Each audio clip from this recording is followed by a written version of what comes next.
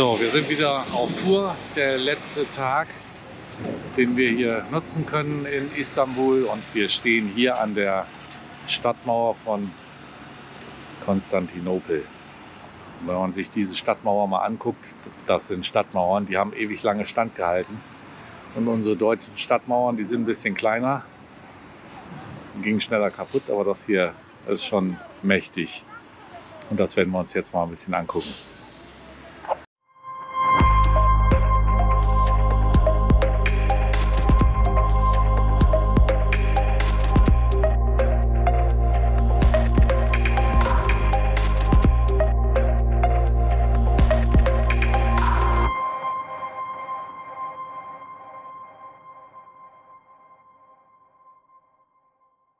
So, jetzt gehen wir mal nach Konstantinopel rein, sozusagen.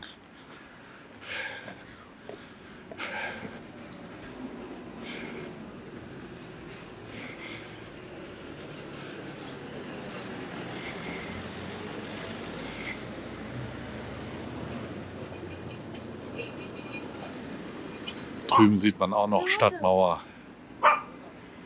Keine Ahnung, kann man bestimmt lange entlang gehen.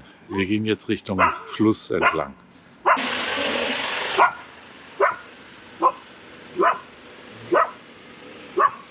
Das ist ein Kind noch, will spielen.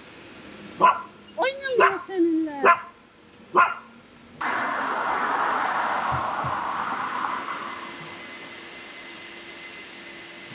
Mächtige Festungsanlage eigentlich. Hat auch lange standgehalten.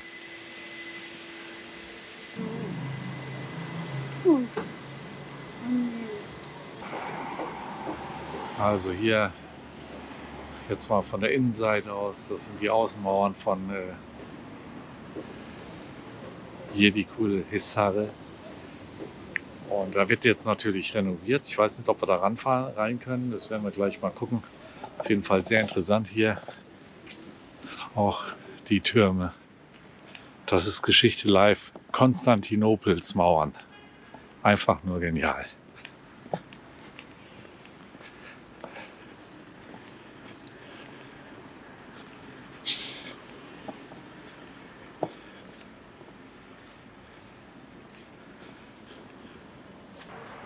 Wir sind jetzt mal reingegangen, weil wir wissen nicht, ob wir das durften, aber es macht ja nichts. Tür war auf. Und jetzt gehen wir mal gucken.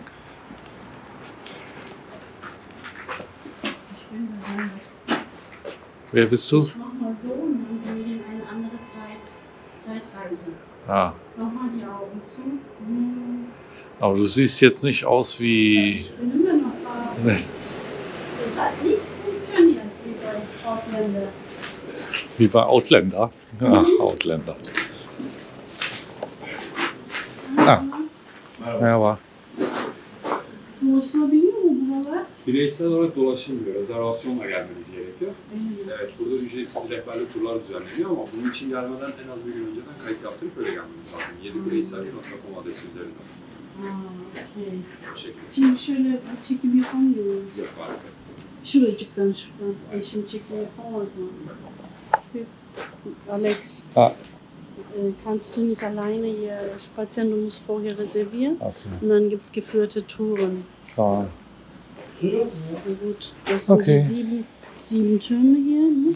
Ja. Rundherum. Und dann sagt, du darfst hier halt nicht alleine, sondern geführte Touren. Du musst das einen Tag vorher anmelden. Ja, also gut. Wir dürfen hier nicht rein. Nur geführte Touren im Moment wegen der Restauration. Und gut, dann hätten wir anmelden müssen. Beim nächsten Mal bleibt noch was übrig. Ich glaube, die Häuser sind noch von damals übrig geblieben. Also zumindest stand es im Internet drin, dass hier die einzelnen Häuser durchaus von die Steine genutzt worden sind, die man da drin geholt hat. Und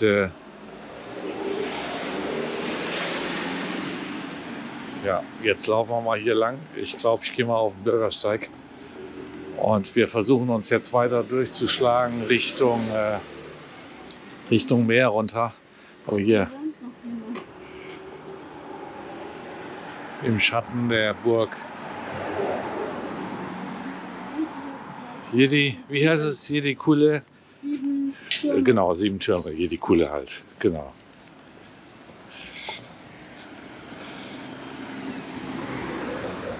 Im Übrigen, hier ist schöner Wohnen angesagt.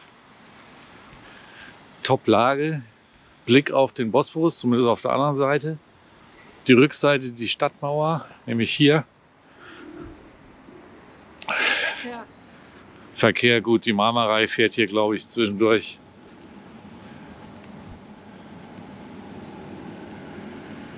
Oder unten drunter. Genau, aber nichtsdestotrotz schätzen wir mal den Preis. Das sind ein paar Millionen Lira für eine Wohnung.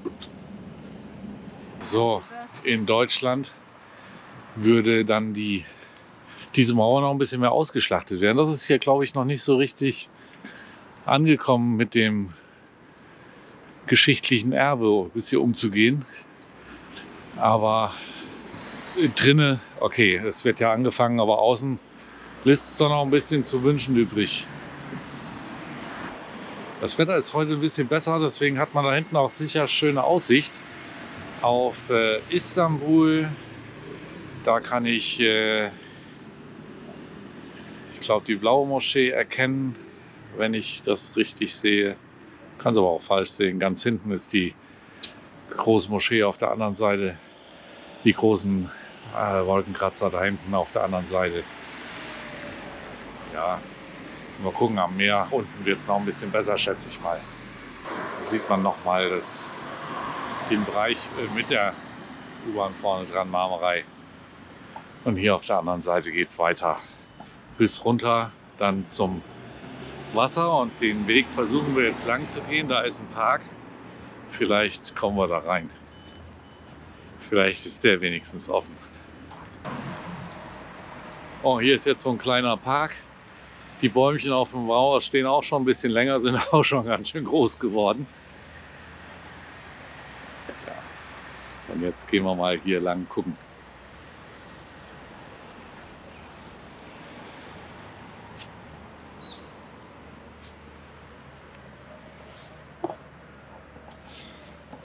Wenn man mal bedenkt, diese Mauern haben damals dem Angriff der Osmanen standgehalten, eigentlich. Ja, die schon.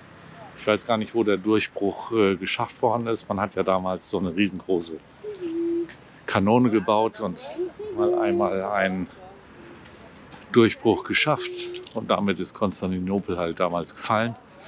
Aber wenn man so mal sieht, das muss schon ganz schön eine Feuerkraft gewesen sein, damit hier die Mauern durchsprengt worden. Das ist hier scheinbar so ein 2 bis 3 Mauernwerk gewesen. Also hier so eine erste Mauer, dann eine zweite Mauer.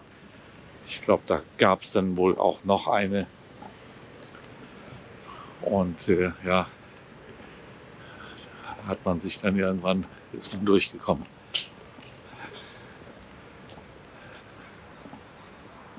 Ja, schade. Das wächst hier langsam zu. Man sieht es dann auch hier im Turm, der bricht langsam auseinander.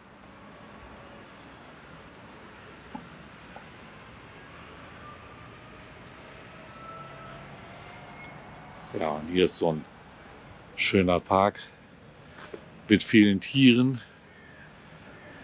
Hundewiese. Und hier ist eine müde Scherife. Füße wehtunde. Für Füße wehtunde. K.O. Den K.O. Und Nachmittag ist ja noch. Genau, der Nachmittag ist ja noch jetzt angefangen.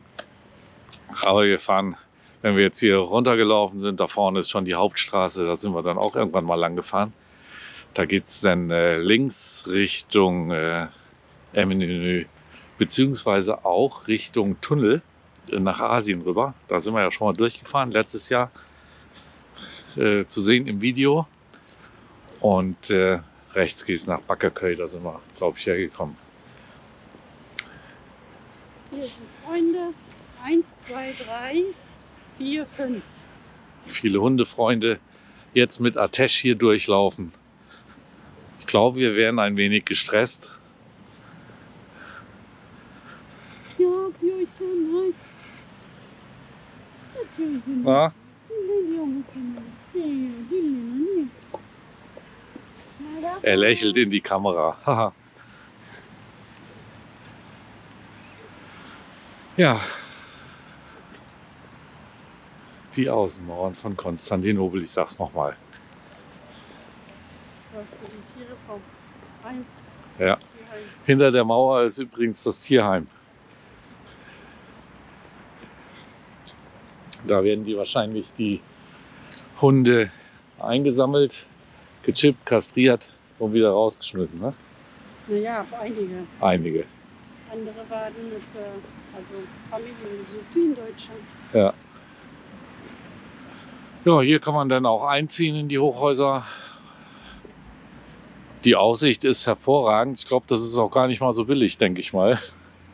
Mit der Aussicht auf da drüben. Auf die Mauer und Aufs Meer. Auf die Mauer, aufs Meer. Und du siehst natürlich bei der Höhe da hinten, siehst du dann natürlich auch die asiatische Seite. Du siehst die Moscheen alle. Der Ausblick ist gut, garantiert. Also, hier ist ein Schild. Das sind die Theodosian Walls. Also Theodosius Surlare. 7,6 Kilometer lang zwischen dem Marmara-Meer, also hier, wo wir jetzt gerade sind, und dem Goldenen Horn auf der anderen Seite. Sie wurden zwischen 408 und 450 nach Christus gebaut. Warum nach Christus? Es gab noch eine weitere innere Mauer und dann später auch noch eine äußere Mauer, nochmal weiter. Konstantinopel ist halt auch gewachsen. Insgesamt 450 Meter breit, 4,8 Meter dick und 11 bis 14 Meter hoch. Und ja, alle 50, 75 Meter gab es Bastionen, die dann entsprechend Soldaten beherbergt haben und so weiter. Hier sieht man auch noch mal ein Bild. So sieht das hier von oben so ein bisschen aus. Schon bombastisch.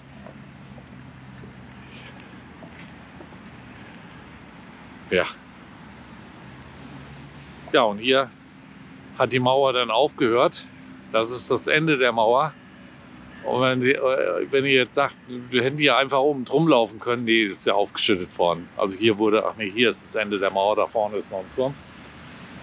Da ist das Ende und alles, was hier vorne dran ist, ist aufgeschüttet worden, um die Straße zu bauen. Aber das hat man dann hier stehen lassen, entsprechend. So, und hinter der Straße ist dann das Marmara-Wehr und der Parkplatz für die Schiffe, das werden wir auch gleich sehen.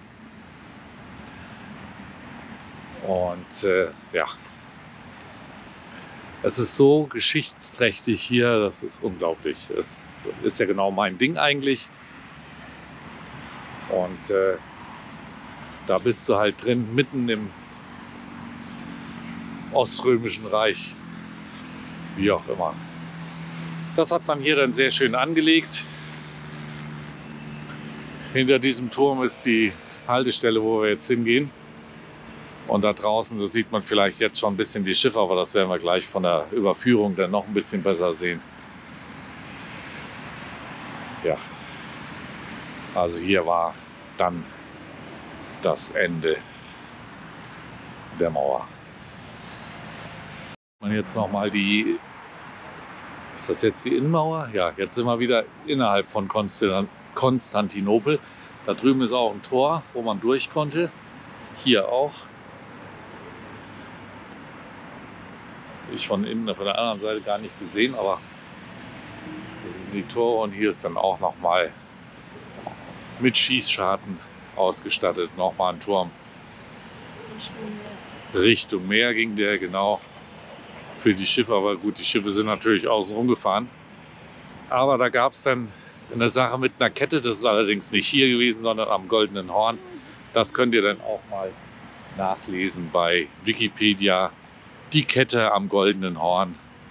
die hat dann auch die Schiffe gehindert, aus dem Hafen raus bzw. in den Hafen reinzufahren. Auch eine ganz interessante Geschichte. Und auch hier liegen wieder eine ganze Reihe von Hunde. Das Tierheim hinten dran. Und hier gibt es sicherlich auch das eine oder andere Essen, aber die sind alle ein bisschen müde jetzt. Das Leben für einen Straßenhund ist hier jetzt, glaube ich, nicht ganz so doll. Aber vielleicht schon ein bisschen besser. In Deutschland gibt es keine Straßenhunde, aber es gibt auch Straßenhunde in der Türkei, die es wirklich noch ein bisschen schwieriger haben. Aber die liegen in der Sonne, genießen die Sonne.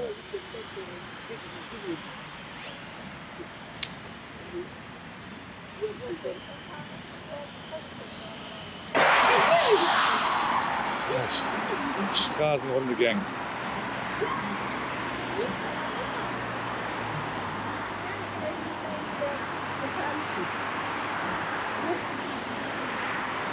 So, nachdem uns hier die kleine Gang erwartet hat, da sind sie nochmal ein Blick hier auf die Brücke. Das ist schön, aber die Straße nicht. Und hier ein Blick aufs Marmara-Meer und der Parkplatz für die Schiffe, die in den Bosporus rein wollen. So, hier hat man einen sehr guten Ausblick. Da stehen sie wieder alle Schlange, die ganzen Schiffe, und wollen, wie gesagt, in den Bosporus rein. Das zeige ich gleich mal auf der anderen Seite.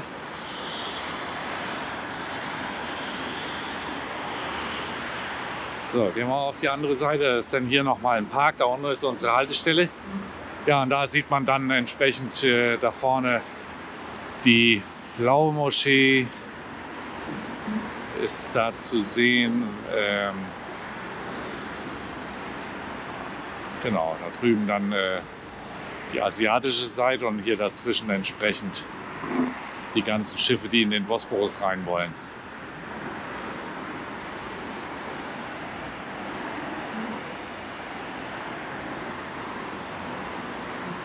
Also im Sommer ist dieser Park hier garantiert voll. Also noch mal ganz kurz dazu, vorne die Blaue Moschee, hinten dran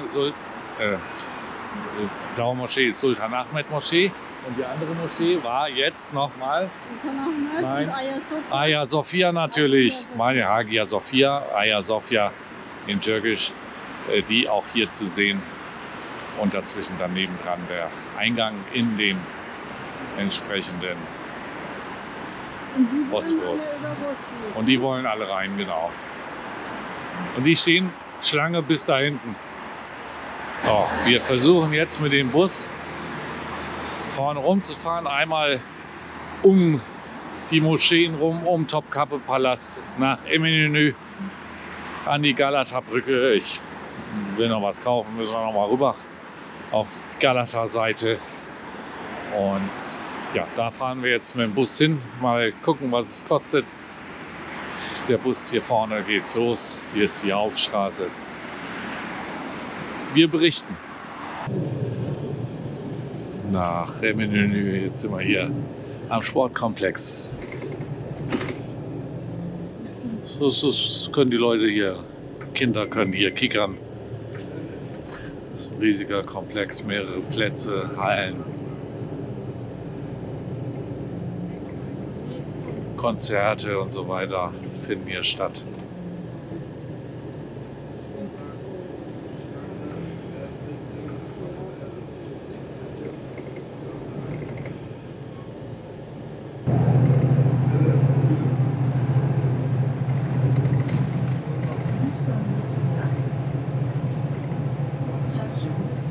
Hier auf der linken Seite aus dem Fenster, wenn man mal guckt, diese Bögen, da ist der Europa-Asien-Tunnel. Da geht es dann durch und dann fährt man auf die asiatische Seite.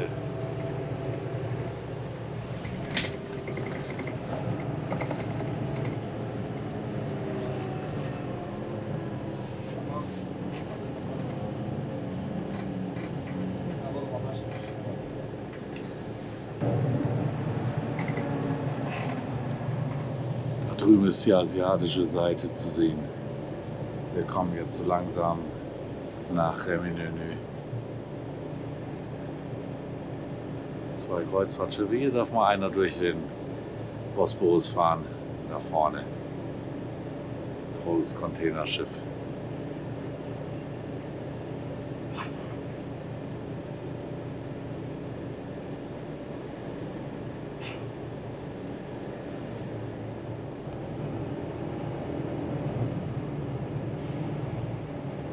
Wir sind jetzt im Übrigen mit dem Bus ja unterwegs und der Bus, das hat 6 Lira knapp gekostet pro Person. Also 30 Cent, so in etwa. Also recht günstig. So, wir fahren jetzt unterhalb von Topkapi Palast vorbei. Da auf der anderen Seite sieht man die Mauern. Die unteren Mauern sozusagen, aber man sieht das halt nicht weiter. Man sieht nur Mauern. Die Seite ist jetzt auch viel interessanter.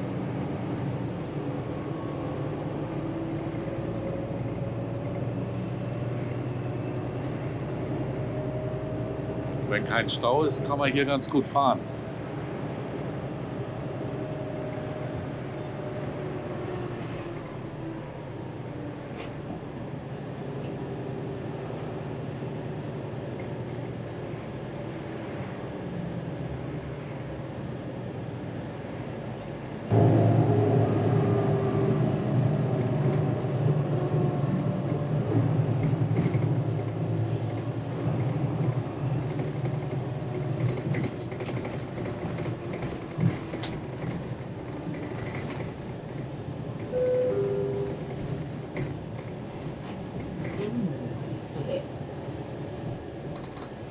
Jetzt sind wir wieder am Hafen angelangt.